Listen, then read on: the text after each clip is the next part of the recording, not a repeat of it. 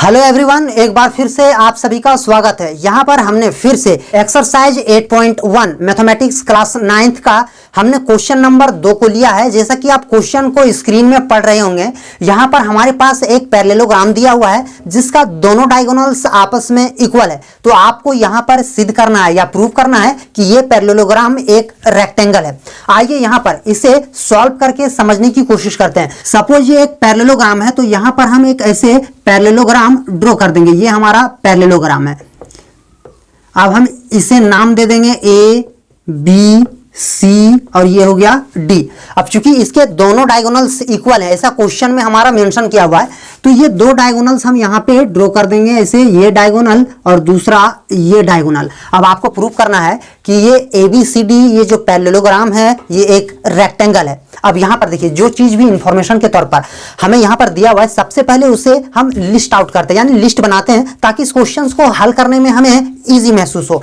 यहाँ पर सबसे पहले जो गिवन दैट दिया हुआ है ये हम यहाँ पर लिख देते हैं कि सर हमारे पास दिया हुआ है कि ABCD इज अ पैरेललोग्राम। इसमें यहाँ पर क्या है, in which diagonals AC is equal to BD, ऐसे क्वेश्चन में हमारा दिया हुआ। अब आपको यहाँ पे प्रूफ क्या करना है कि सर ABCD एक रेक्टेंगल है, तो ये चीज आपको यहाँ पर लिख देना है। टू प्रूव हमें प्रूफ करना है ABCD इज अ रेक्टेंगल, ये चीज हमें प्रूफ करना है। अब यहाँ पर देखिए, इस चीज को प्रूफ करने के लिए यहाँ पर सबसे पहले आपको कांग्रुएंसी वाले रूल्स में जाने पड़ेंगे। पर यहाँ पर सबसे पहले फिगर को थोड़ा सा ऑब्जर्व करें कि सर इस फिगर में यदि ये एक पैरेललोग्राम है जिसका अपोजिट साइड्स इक्वल है, ये तो सर रेक्टेंगल में भी होता है, पर ऐसा कौन सा गुण है जो रेक्टेंगल और पैरेललोग्राम को सेपरेट करता है। हमने इस तरह की वीडियो ऑलरेडी अपलोड कर रखा है। यदि आपने इस एक्सरसाइज को, क्वेश्चंस को सॉल्व करने से पहले हमारी पहली वाली वीडियो को नहीं देखा है, तो मैं आपको रिक्वेस्ट करूंगा उस वीडियो को आप जरूर देखें। अब यहाँ पर देखिए कि सर रेक्टेंगल और पैरेललोग्राम में जो बुनियादी डिफरेंशिएशन है वो है एंगल्स का, यानी पैरेललोग्राम्स में चारों एंगल्स, यदि ईच एंगल्स देखा जाए तो 90 डिग्री के इक्वल नहीं होता, पर रेक्टेंगल में चारों एंगल्स यानी each angles of a rectangle is equal to 90 degree. बस इसी डिफरेंशिएशंस के आधार पर हम यहाँ पर इसे प्रूव करेंगे। यदि इन दोनों एंगल्स को 90 डिग्री के इक्वल में दिखा दें, यानी इस एंगल्स को और इस एंगल्स को ये दिखा दें कि ये दोनों एंगल्स 90 डिग्री के इक्वल है, तो ये प्रूफ हो जाएगा कि ये फिगर हमारा एक रेक्टेंगल है। क्योंकि पैरेललोग्राम में अपोजिट एंगल्स बराबर, यदि ये 90 डिग्री दिखाया तो ये भी 90 डिग्री, और यदि हमने ये 90 डिग्री दिखाया तो ये भी 90 डिग्री, यानी all angles are 90 degrees of this quadrilateral. So we can say that ABCD is a quadrilateral who possesses the rules of rectangle. तो इसीलिए यहाँ पर सबसे पहले दो ट्रायंगल लेते हैं। दो ट्रायंगल क्या है कि सर यहाँ पर एक ये ट्रायंगल, ये देखिए यहाँ पर मैं इसे थोड़ा सा डार्क करता हूं ताकि आपको समझ में आ जाए। यहाँ पर BDC ये एक ट्रायंगल है, और दूसरा ट्रायंगल ABC, ये देखिए ये ट्रायंगल जिसका बेस सेम है, यानी इसका बेस, ये ऐसा बेस है जो इस ट्रायंगल का भी बेस है, और ये एक ऐसा बेस है जो इस ट्रायंगल का भी बेस है। अब मैं इस दोनों ट्रायंगल्स को कांग्रुएंट पहले प्रूफ करता हूं। तो यहाँ पर सबसे पहले प्रूफ लिखते हैं। हमने यहाँ पर प्रूफ लिखा, और प्रूफ लिखने के बाद हम ये दो ट्रायंगल ले लेते हैं इन ट्रायंगल ABC। तो हमने यहाँ पर लिखा ABC, और दूसरा ट्रायंगल है हमारा DCB। सर यदि ये पैरेललोग्राम है तो ये साइड और ये साइड इक्वल हो गया, एक चीज हमने फाइंड कर लिया। दूसरा क्वेश्चन में ये हमारा दिया हुआ है कि सर ये दोनों जो डायगोनल्स हैं, ये दोनों डायगोनल्स आपस में इक्वल है, यानी कि ये डायगोनल और ये डायगोनल इक्वल है। दो चीज मिल गया इस दो ट्रायंगल्स में। और तीसरा चीज यहाँ पर हम देख सकते हैं कि सर ये BC दोनों ट्रायंगल्स का ये साइड है, यानी कॉमन है। तो तीन चीज मिल गया, तो ये दोनों ट्रायंगल आपस में कांग्रुएंट हो गए। तो हम यहाँ पर लिख सकते हैं AB is equal to DC, opposite side of parallelogram is equal। ये रीजन आपको लिख देना है। दूसरा यहाँ पर आप देख सकते हैं कि डायगोनल्स इक्वल है, तो यहाँ पर आपको लिख देना है AC is equal to BD।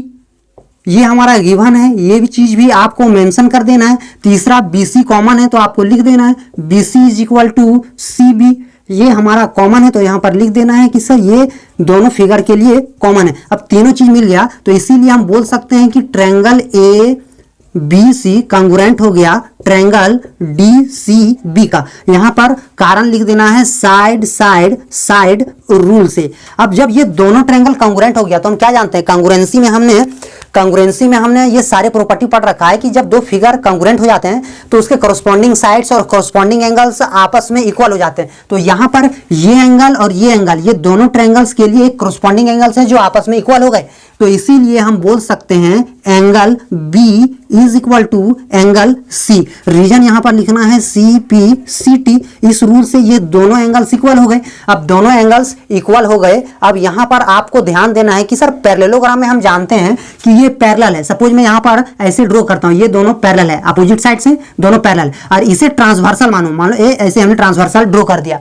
अब यहां पर आप देख सकते हैं कि ये एंगल यानी ये एंगल और ये एंगल यानी ये एंगल, ये दोनों पैरेलल्स हैं। तो इंटीरियर एंगल का सम कितना होता है 180 डिग्री। ऐसा ऑलरेडी हमने लाइंस एंड एंगल्स में हमने पढ़ रखा है। तो यहां पर आप देख सकते हैं कि यदि ये दोनों पैरेलल्स है और ये ट्रांसवर्सल, तो इन दोनों इंटीरियर एंगल का सम 180 डिग्री होगा। अगेन यहां पर लिखेंगे अगेन, और यहां पर हम बोल सकते हैं कि angle B plus angle C is equal to 180 degree. Reason लिखेंगे sum of interior angle, sum of interior angle.